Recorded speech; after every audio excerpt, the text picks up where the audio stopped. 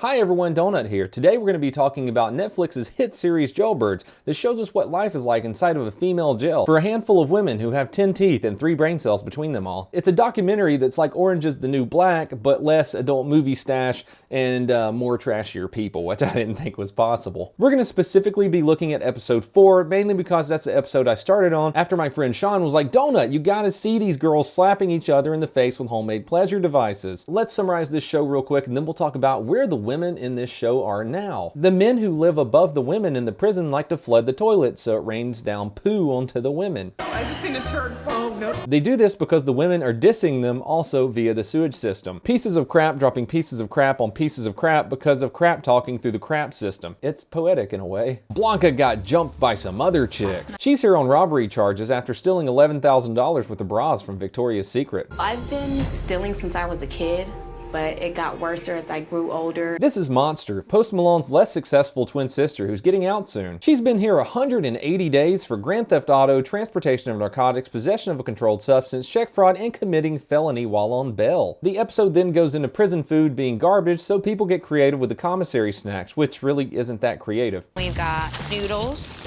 jalapeno cheese, chili cheese Fritos, beef stick, and then we're gonna wrap it in a tortilla. You mix all the salty stuff together, or you mix all the sweet stuff together. Diabetes. You do not fuck with a man-top ramen in jail, period. Not sure how many people caught that part. Dude just dipped his ramen in the toilet, then bit into it. You want to be about that life, that's what you have to look forward to. Poverty sandwiches dipped in poo water. Most people that are incarcerated are artists or have higher IQs, and they typically get bored of the daily 9-to-5 life. Did Post Methadone seriously just say that? Higher IQs. You genius! You just put beef jerky and ramen in a taco shell. How will I ever reach your level? I'm not saying that all people in jail or prison are showing us that evolution can go backwards, but the reason they are specifically following you is because it's fascinating and super entertaining to watch stupid people. Jersey Shore, Honey Boo Boo, Sovereign Citizens, First Amendment auditors, Jake Paul, Trisha Paytas. Then we meet Brianna, who despite facing a 30-year sentence for carjacking, decides it's a good idea to marry another person in jail. Do you take Bianca to be your lawful wedded spouse? I do. Bianca, do you take Brianna to be your lawful wedded spouse? I do. I didn't know that was allowed, but whatever. The most savage person on the whole show comes in next, Sergeant Lee. There we go. Everybody's running. Usually you don't see these gals moving that quick unless it's chow time. They might as well turn this floor of the jail into a burn ward. Then we meet Taylor, who's talking about her romantic relationship with A1, who sends her notes through the sewage system. Taylor is in jail because she was an accomplice in a home invasion where a man and his 2 sons were executed. Lovely women, right? Speaking of lovely women, next up we have Carrie, who visits her boyfriend A1. Yes, the same A1 who's writing poopy notes to the girl who helped massacre a family. She was there for me.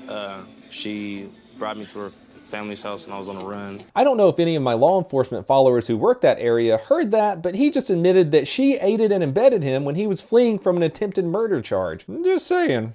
So you're his alibi. Yeah, I'm his alibi.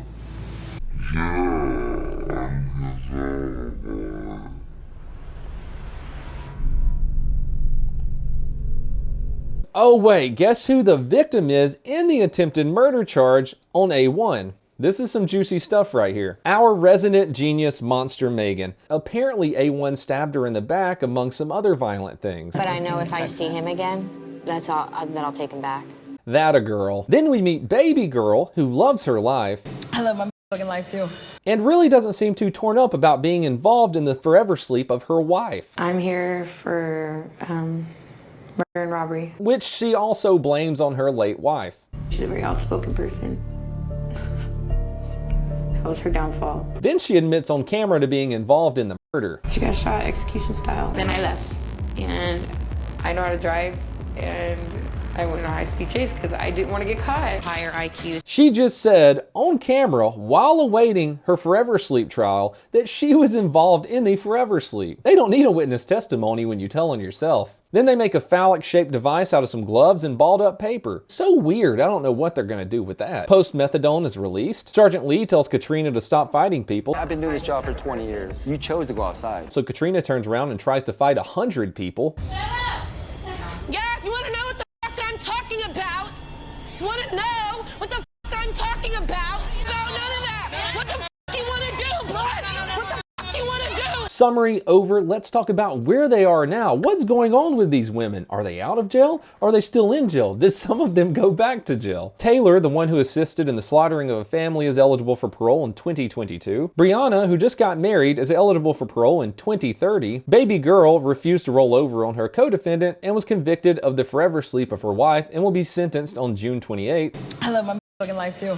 Katrina was serving a 7-month sentence for driving on the side of the road, causing a deadly accident, 4 counts of assault with a deadly weapon, and vandalism. She's out now.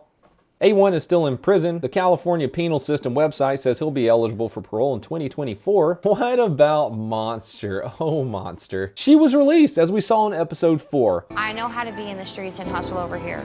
But I'm determined to keep pushing because I really don't want to get stuck in that same life. But she's in jail again. Who saw that coming with such high IQ plays? She tried to open up a bank account with someone else's ID shortly after the Jailbirds show came out on Netflix. Guess who the bank teller recognized from the show Jailbirds on Netflix? Post-methadone. When police called up to her and detained her outside of the bank, she ended up having heroin and counterfeit money on her. Oh, and she was still on probation. I probably just don't understand why she did that because her IQ is way higher than mine. Well, that's the video, and that's where they are now. If you want to be highly entertained and extremely disgusted for about 5 hours, go ahead and binge this little Netflix gem. If there are any more questions about this show you want me to research and answer, please let me know in the comments below. Questions such as, how do you only get 7 months in jail for killing somebody with your car? Why would you get married when you're facing a 30-year prison sentence?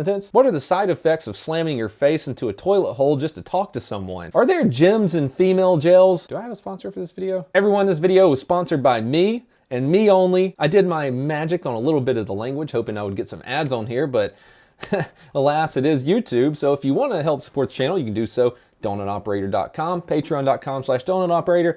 Or you can come hang out twitch.tv/donutoperator, where I'll be as soon as this video is released. Other than that, I hope that you had a good Memorial Day weekend.